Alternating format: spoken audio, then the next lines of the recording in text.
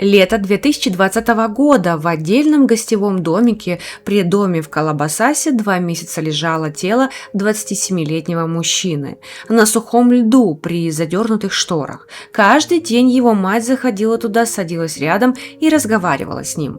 Никто из посторонних об этом не знал. Ни соседи, ни пресса, ни фанаты, которые все то лето гадали в комментариях, почему в аккаунтах семьи Пресли стоит полная тишина. Правда всплыла только через год спустя. Я сначала решила, что знаю ответ на вопрос, зачем вообще все это надо было. Оказалось, нет. И этот ответ уходит не на пару месяцев назад, а на 43 года, к смерти совсем другого человека. Но чтобы это понять, нужно сначала разобраться, что вообще произошло тем летом. Женщину зовут Лиза Пресли, единственная дочь Элвиса. Мужчину в гостевой комнате ее сын Бенджамин Кио родился в октябре 1992 года. И первый ребенок Лизы от ее первого мужа, музыканта Дэнни Кио. Внешне его с детства сравнивали с дедом. Те же скулы, тот же прищур, та же полуулыбка с афиш Грейсленда.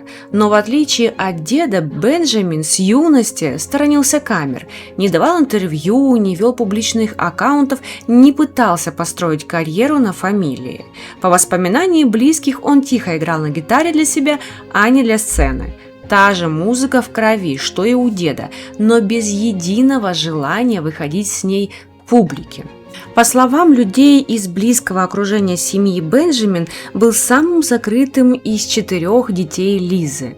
При этом именно он, вопреки своей замкнутости, оказался духовно самым близким к матери, ближе, чем его старшая сестра Райли и младшие двойняшки Херпер и Финли. В редких публичных фото они чаще всего оказывались рядом друг с другом, не позируя специально, а просто стоя чуть ближе, чем остальные члены семьи. К лету 2020-го у него была девушка Диана Пинто, которая работала в Fox. Вместе они были уже около 3 лет, с 2017 года. 12 июля в доме в Калабасасе собрались отмечать день рождения нескольких близких людей семьи. Именно тем вечером, посреди праздника, Бенджамина нашли с огнестрельным ранением. Полиция округа Лос-Анджелеса официально квалифицировала смерть как добровольный уход. Ему было 27. Дальше почти 2 года полной информационной пустоты. Ни заявления от самой Лизы, ни семейного некролога с подробностями, ни единого интервью. Таблоиды заполняли эту пустоту как умели. Одни писали, что семья готовит частную церемонию где-то за пределами Мемфиса. Другие, что тело давно похоронено тихо и без огласки. Ни одна из этих версий не была правдой. Но проверить их тогда было попросту нечем. Семья не отвечала ни на один запрос. В 2022 году в одном из очень редких интервью Лиза попыталась подобрать слова для того, что случилось с ее семьей в тот день. «Моя жизнь и жизнь моих 3 дочерей была полностью уничтожена его уходом».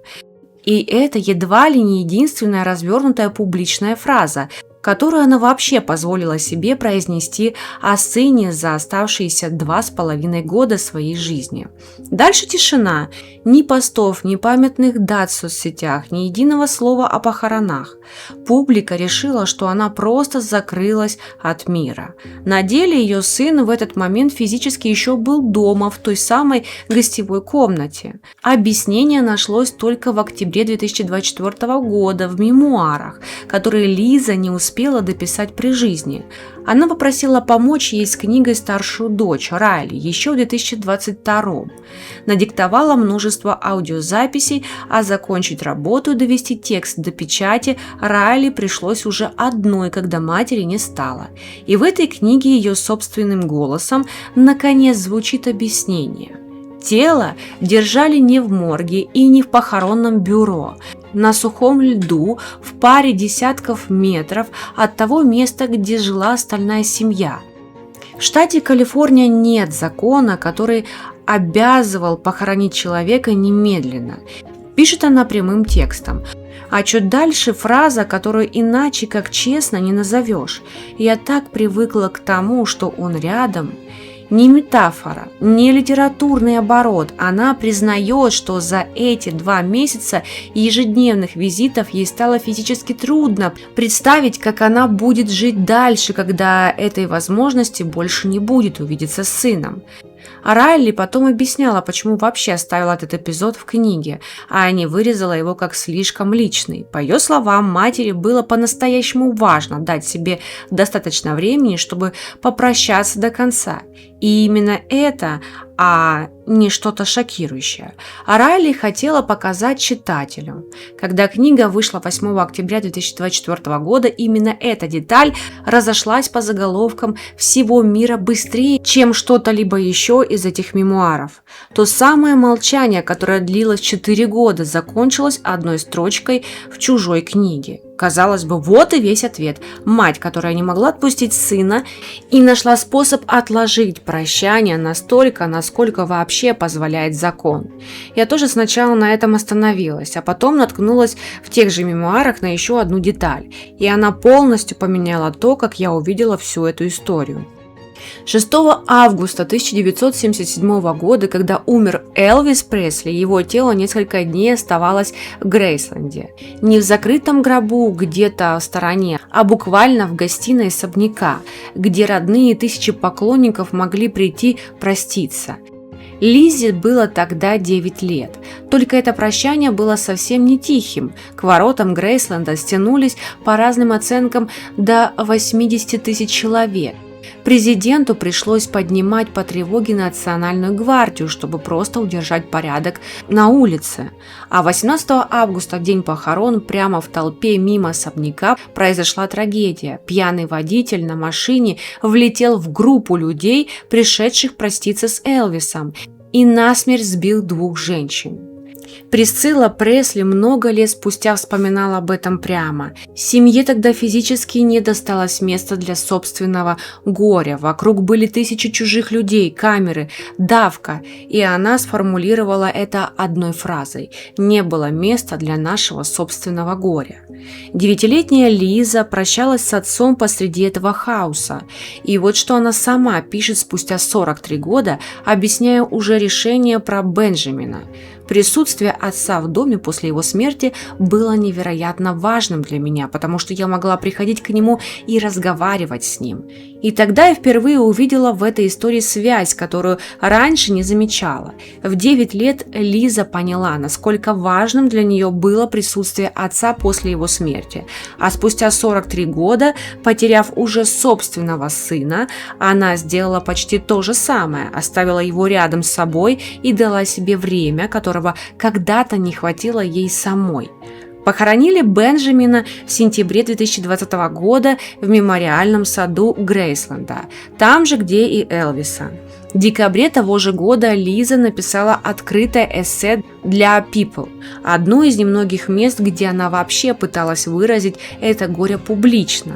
Назвала себя частью клуба, в который никто не хочет вступать, клуба родителей, потерявших ребенка, и призналась, что не уверена, сможет ли вообще это пережить, хотя формально считается живым доказательством того, что люди такое переживают. Сам факт, что кто-то до нее это уже пережил, писала она, вообще ничего не значит, когда горе внутри тебя ощущается абсолютно непереносимым. После смерти Бенджамина рухнуло не только эмоциональное равновесие семьи в этом доме. Изменилось и будущее всего наследия Элвиса. Еще в 2016 году Лиза переписала фамильный траст так, чтобы Грейслендом после нее распоряжались Райли и Бенджамин, а не бабушка Присцилла. Когда сына не стало, а в январе 2023 года не стало и самой Лизы, Присцилла оспорила подлинность той поправки в суде. Весной того же года спор закрыли мирным соглашением. Присцилла получила компенсацию и отказалась от статуса управляющей, а единственной наследницей всей империи Пресли официально стала Райли, та самая сестра, что через год допишет за мать книгу с признанием про сухой лед.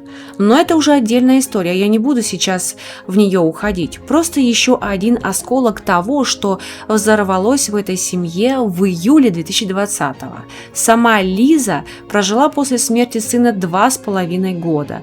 Официальная причина ее смерти в январе 2023-го – непроходимость кишечника, последствия давней операции по снижению веса. Медицинская вполне объяснимая причина, безо всякой мистики. Но люди из ее окружения потом не раз говорили журналистам одно и то же. Горе по сыну она так до конца и не отпустила. Похоронили ее тоже в саду Грейсленда, рядом с отцом и рядом с сыном, на том самом маленьком участке земли, куда при жизни она приходила прощаться то с одним из них, то с другим. 3 поколения одной семьи теперь лежат в нескольких метрах друг от друга. Может быть, поэтому эта история так цепляет, потому что мы привыкли думать, что после смерти человека есть несколько дней на прощание, а потом нужно вернуться к нормальной жизни.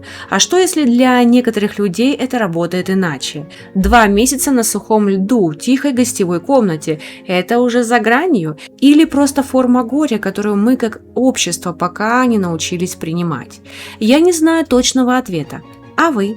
Друзья, пишите ваше мнение в комментариях. А я с вами не прощаюсь и говорю вам пока-пока.